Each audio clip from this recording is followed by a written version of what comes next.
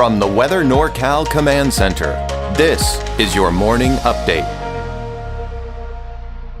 Daniels Roofing, licensed, bonded, insured roofing contractor. 45 years of generational expertise, offering a variety of roofing systems in the North State.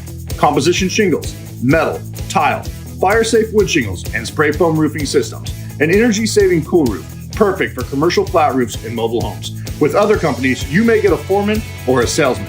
But with Daniels Roofing, you get Daniel. Call today for your free estimate. Daniels Roofing, 3 generations working hard to protect your home and business. Happy Thursday morning to you. I'm Chief Meteorologist Mike Krueger. Thank you so much for joining me here for your morning update. This is the first iris bloom, courtesy of Cleve K. Beautiful shot. We're starting to see more and more of those flowers coming out here as we approach spring. It's not spring just yet. That's not going to be here until tomorrow. I want to thank Cleve K for sending in this. And you can also share your photos from the free Weather NorCal app, just like Cleve did. So be sure to send those out, and you just might see it right here and also on Coffee with Krueger every weekday morning at 6:30. The highs yesterday, I'm going to be 100% honest. I think I overshot those temperatures both yesterday and the day before. We only reached the 80s in most cases for the valley. However, that was warm enough, at least in Red Bluff, to break the record of 83, set in 1960, but nowhere near the record, at least for Chico, and just 2 degrees shy out at the Redding at 88 degrees, set in 1914. Eureka, the coast, of course, nowhere near your records either, but where we saw the second day in a row, actually third day in a row, we broke some records. Mount Shasta City, Wairika, and El Turris. We could see more of those today. All right, let's take a look at your Krueger's Quickcast for your Thursday, March 19th. Here's what we have as we head out the door. Some fog along the coast, otherwise mainly clear skies elsewhere.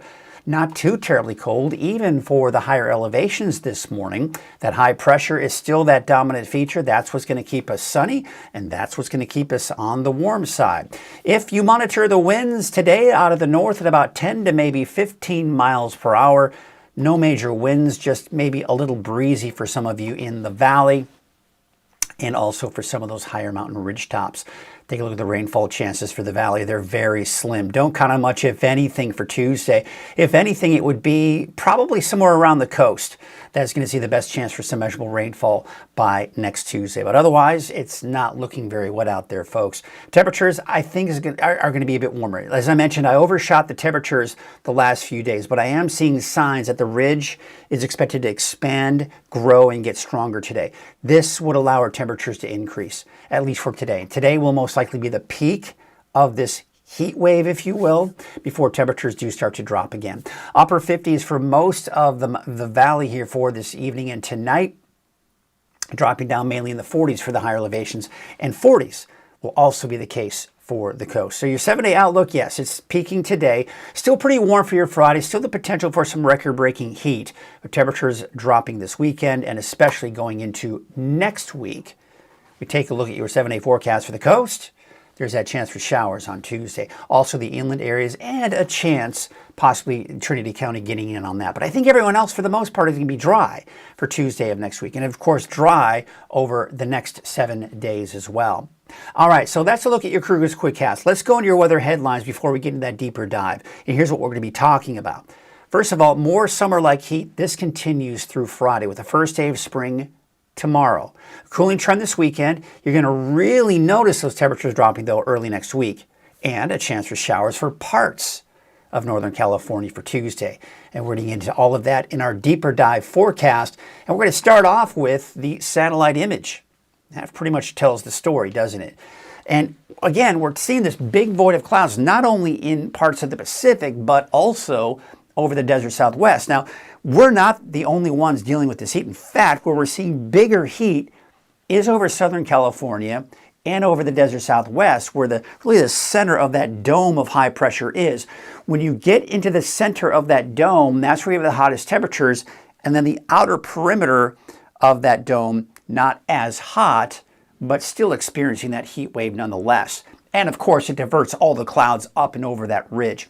Now, there is some colder air off to our north and west. I am watching this closely because this could eventually have an impact on our weather by next week. But there's that dome of high pressure. Again, remember I was talking about it's mainly down to our south and east. So this is where the hottest temperatures are. You get in the outer fringes of that Not quite as hot, but again, as I mentioned, still fairly hot nonetheless. Now, as I mentioned, this is going to start to shift down to the south and east and weaken and shrink. As a result, temperatures dropping not only for us, but for everyone, really, as well, even now towards the desert southwest. But I've got my eyes on this. This is a trough of low pressure. Now, you see how what's happening? It's flattening out the ridge number 1, giving us cooler temperatures number 2, but number 3, this right here, this little dip in the jet stream is what could potentially bring some of us some wet weather by the time we get into Tuesday, maybe into Wednesday morning. All right, let's take a look at that on Futurecast. First of all, don't count on much rain. I just want to stress that, number one, because what we're looking at here is the GFS, the American Forecast Model. Let's show you what it's projecting. So you can see that high pressure breaking up. There is kind of some energy, some moisture in a system coming in from the southwest, some kind of merging with some colder air. It's going to bring some rain and snow by Tuesday into the Pacific Northwest. We are going to get clipped by that. What that means is, yes, a chance for showers, and I think the coast will most likely see that. But as it moves over that coastal range, we start to see it break apart, most likely the valley staying dry, most likely many of the eastern mountains staying dry, but that is not a significant amount of rain that we're seeing there. And then going into Wednesday, Thursday, we start to see weak ridging build in, still keeping our temperatures above normal, but nothing too terribly warm, and still some clouds out there, but staying dry. Now, looking at the precipitation outlook, this is something I talked about yesterday. The Climate Prediction Center is putting us in that drier than normal category. Keep in mind, that doesn't always mean that it's going to be entirely dry. What it's saying is we're not going to see above normal rainfall most likely, but we could still maybe see a little bit of rainfall that is below normal for this time of the year. So with that said, yes, we've got that potential for some showers for parts of the North Coast by next Tuesday, but don't count on much, if anything, especially to the east of the coast. There's that bubble of heat that we're experiencing. That's going to start to shrink, and our temperatures will start to drop as well. Right around the upper 80s to about 90 today, tomorrow. Today's pretty much the peak. We'll notice a dip in our temperatures Saturday, a bigger dip going into early next week, and then temperatures climbing back up into the low 80s by Thursday, Friday, and Saturday, at least for Redding. All right, so record-breaking temperatures. Yes, we could see that, I think, for today. The record high for Redding is 85 degrees. I think we're going to easily break that record. Even if we don't reach 90, we're talking at least 86, 87, right? So get up to 90, you break it by 5 degrees. Now, again, we're looking at temperatures dropping slightly for your Friday. We could probably threaten that record in 1940, but again, by the time we get into the weekend, we're starting to see those temperatures drop. I don't expect to see any more record-breaking temperatures. Now, for Chico, most likely steering clear of your records. Your records for today and tomorrow are still around the low 90s, 91, 92. I don't think Chico, you're going to get quite that warm, and of course, no possibility of breaking that record by this weekend. All right, so, I was talking about Mount Shasta, for Eureka and along the coast. You're nowhere near records. We're not talking about records. That's not even a topic of conversation for the coast. You're not going to see records broken even close to it. So I'm not going to bother you showing the bar graph for that because it's pointless. But what I do want to show you is for Mount Shasta, at least one of the many mountain communities, right? So I think Mount Shasta will most likely break a record today, tomorrow, but then once those temperatures start to drop on Saturday. And again, there are other mountain communities, right? El Turris, Wairika. I think you could be looking at some record-breaking temperatures, places like Bernie, right? Many other places in the higher elevations have the possibility over the next few days to break records. Water content. We talk about that snowpack. Thing is, snowpack, the lack of it already, right? We didn't see much snow in general. On top of that, with these warm temperatures we're seeing this week, we're seeing excessive snow melt as well. And that's not helping with that. However, what is helping and what's great is we still have very high lake levels, and we can't complain about that. Taking a look at those wave heights, you can see here they're going to be fairly low here for today. We're not going to see much change going into your Friday either. So here's your marine forecast for your Thursday. North winds at 5 to 10 knots, waves from the west at about 4 feet at 10 seconds. All right, here is your neighborhood forecast, sponsored in part by Dignity Health. We're going to start off with Trinity County here today. Temperatures mid to upper 80s for your daytime highs. There's the drop in temperatures over the weekend. I'm giving you a slight chance for showers on Tuesday. As it works over the coastal range, some of those showers may survive and work their way into parts of Trinity County. Better chances for showers Tuesday for the coast, especially central, northern Humboldt County, Del Norte County as well. Some of the inland areas out towards Del Norte, northern Humboldt, you also have a chance to see some showers possibly by Tuesday, but don't count on much.